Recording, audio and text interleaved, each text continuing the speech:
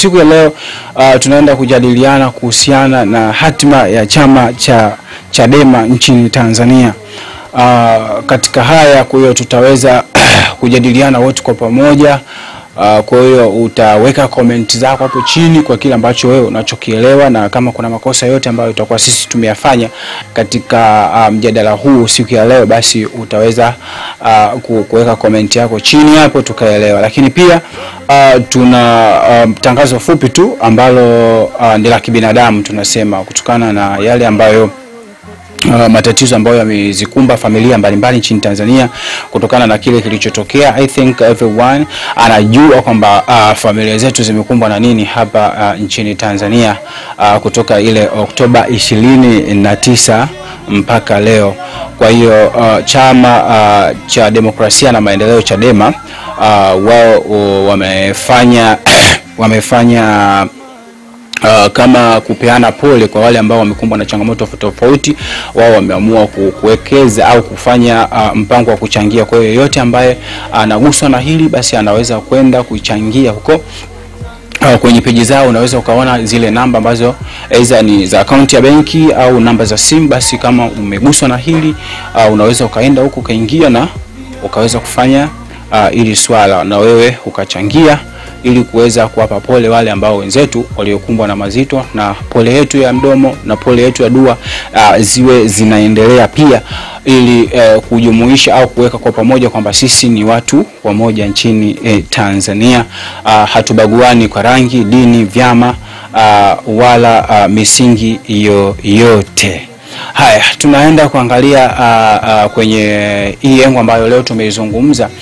Muendelezo mzima ambao tunakwenda kujadili ni kuangalia chama cha demokrasia na maendeleo Chadema, hatima yake ni nini mpaka kufikia hivi sasa, kwa sababu kuna mazito ambayo tunaweza tukasema kwamba ni tufani au ni mawimbi mazito ambayo kinapitia chama cha demokrasia na maendeleo, kwa sababu tumeweza kuangalia kuanzia pale kwenye uchaguzi wao ambao waliufanya ule uchaguzi mkuu kuchagua viongozi wa ndani ya chama cha demokrasia na maendeleo, kuanzia mwenyekiti, makamu mwenyekiti, katibu na kadhalika, ambapo wakapeana vyama. I think pale ndipo palianza kidogo baadhi ya changamoto kwa wale ambao ni wafuatiliaji wazuri wa masuala ya kisiasa, kwa sababu tuliona kulikuwa na timu Mbowe, kulikuwa na timu Lissu, lakini wote still walitakiwa kuendelea kubaki kuwa ni kitu kimoja. Lakini tukaweza kuona baada ya kupita kwa uchaguzi, tukaweza kuona au kushuhudia mimomonyoko ikiendelea, baadhi ya viongozi wakijitoa wakidai kwamba kuna viongozi wapi ambao wameingia kwenye chama ambao hawajui wapi chama kinatokea, lakini na wamefuata misingi ipi au changamoto zipi ambazo walikumbana nazo, na wao wakawa wamepata nafasi kwenye chama. Lakini ukienda mbele na kurudi nyuma, unaweza kukuta kwamba hata wale ambao waliingia kwenye chama baadaye nao wakaenda kule kwenye chama, mwisho wa siku nao wakaamua kujengua. Lakini pia tukiangalia kwenye upande mzima wa engo ya viongozi wakubwa wote, tukiangalia kwa mfano kwenye upande wa mwenyekiti ambaye pia ndio aliyekateuliwa kwamba yeye pia atakuwa ni mgombea wa urais kwa mwaka 2025, naye akakumbwa na kasia nzito ya kupatwa na kesi ya uhaini ambayo bado inaendelea kwenye mahakama zetu nchini Tanzania, huku akiendelea kusikiliza na kutafuta ushahidi wa hali ya juu ili kuweza kutambua au kuweza kubaini kile kinachomkabili huyu mheshimiwa. Lakini pia jana kama sikosei, I think kwamba mpaka leo hii kinachoendelea huko mitandaoni ni kwamba mheshimiwa Heche naye amekumbwa na kazia nzito ya kesi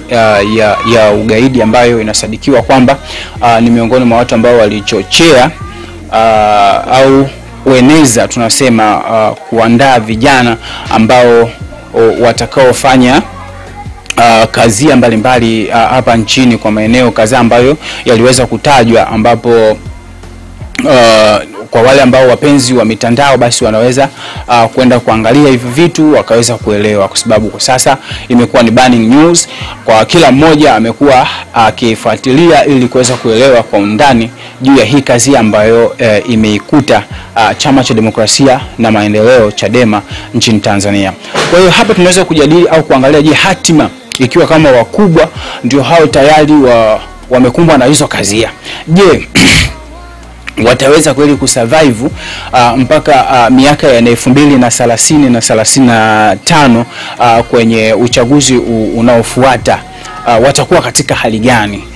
Kwa sababu chama kinapitia mawimbi mazito. Je, waliokuwepo wataweza kuhimili mpaka kipindi hicho, au tuseme kwamba ndo kama vile tunavyosema kwamba patakuwa pamepitwa na mmomonyoko mzito? Lakini pia tukiangalia, je, katika huu mmomonyoko ambao uliojitokeza ambapo kukumbwa na kazia nzito za kesi, na pia tukiangalia pia kutoka kwa wanachadema kuingia kwenye vyama tofauti wanavyoamini kwamba moja kwa moja vitawaletea mabadiliko makubwa, ambayo wanaamini kabisa kwamba kuendelea kubaki huku basi ni kuendelea eza kujirudisha nyuma kimsingi wa kisiasa, kwa sababu siasa ni kama vile unavyoona mpira kwamba utakapokuwa umeacha kwa kipindi fulani eza miezi 3-4 ufanye shughuli zote za kisiasa, basi na siasa yako au ule weledi wako wa kisiasa nao pia unakuwa chini. Kwa hiyo mtu anaamua kutoka ili aende sehemu nyingine ambapo anaamini wazi kwamba atatanua siasa yake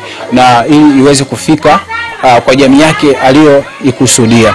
Kwa hiyo tukiangalia kwa undani kabisa kwa hapa kinachoenda kutokea ni kwamba kama watakosa kustahimili wale ambao waliopo au wanachama waliopo wa Chadema, basi kinawezekana chama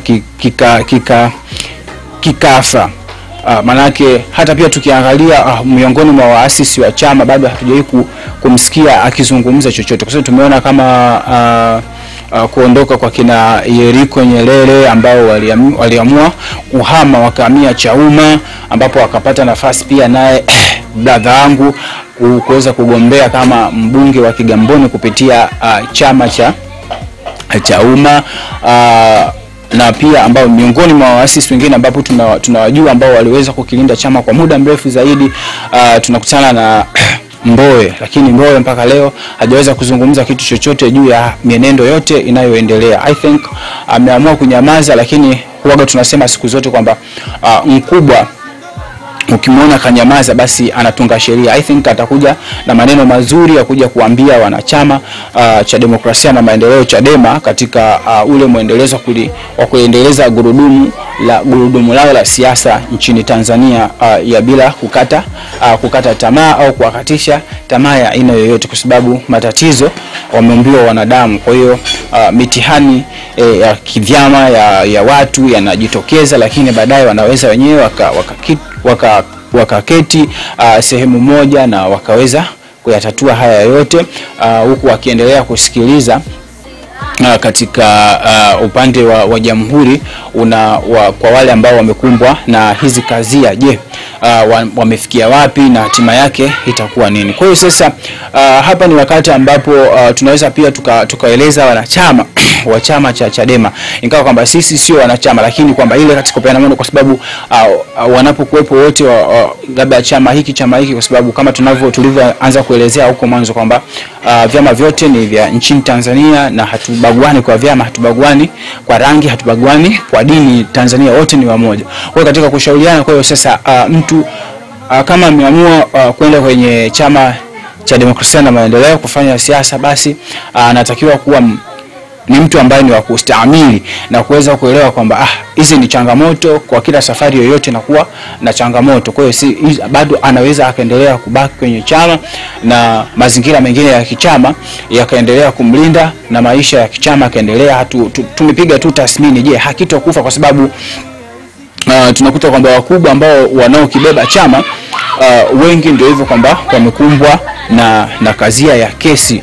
Kwa Kwa hiyo sasa katika kuhimili vishindo ambao waliobaki, je, wataweza kuhimili vile vishindo mpaka kuisha kwa zile kesi na kusikiliza hatima za zile kesi? Hapo ndipo kidogo tunaweza kubaki katika kuangalia pia na kupeana moyo, kwa sababu ni Watanzania wenzetu.